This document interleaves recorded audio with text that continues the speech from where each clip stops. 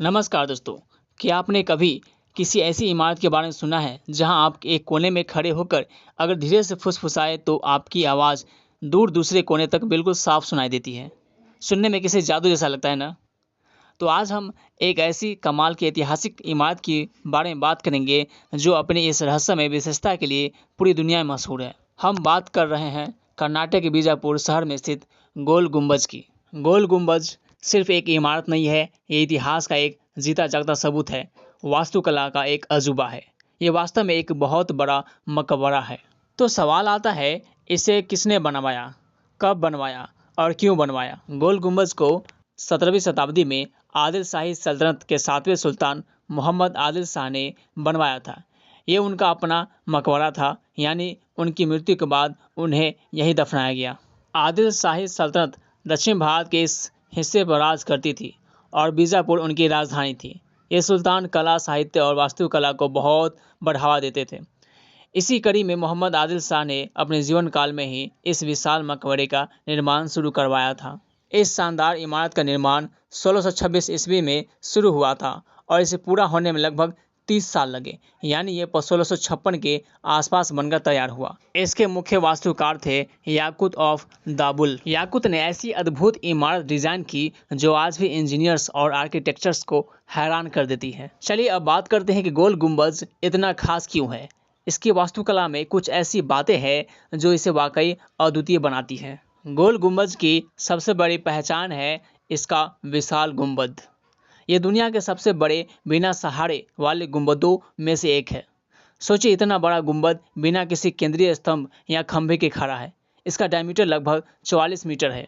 ये गुंबद एक दूसरे को काटते हुए मेहराबों के कमाल के स्ट्रक्चर पर टिका हुआ है।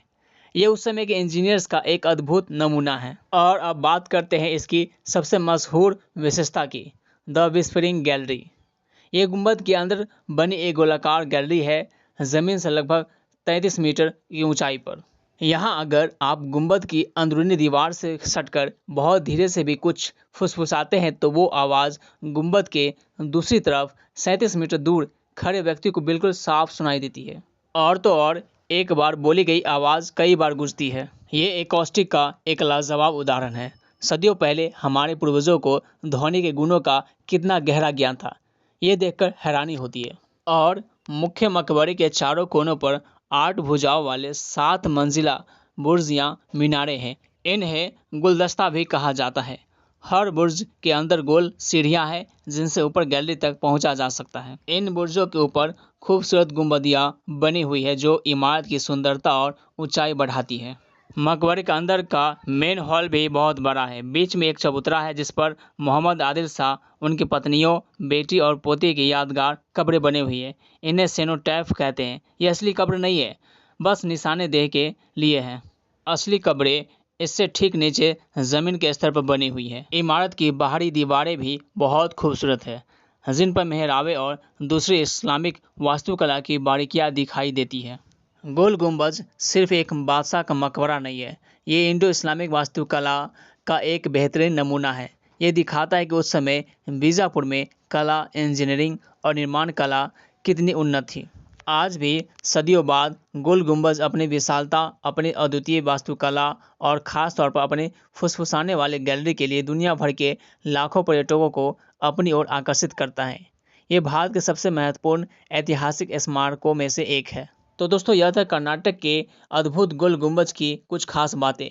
एक ऐसा डिज़ाइन जो न सिर्फ इतिहास की गहराई समेटे हुए है बल्कि विज्ञान और कला का भी एक बेजोड़ संगम है। अगर आपको कभी बीजापुर जाने का मौका मिले तो इस शानदार इमारत को देखना बिल्कुल मत भूलिएगा।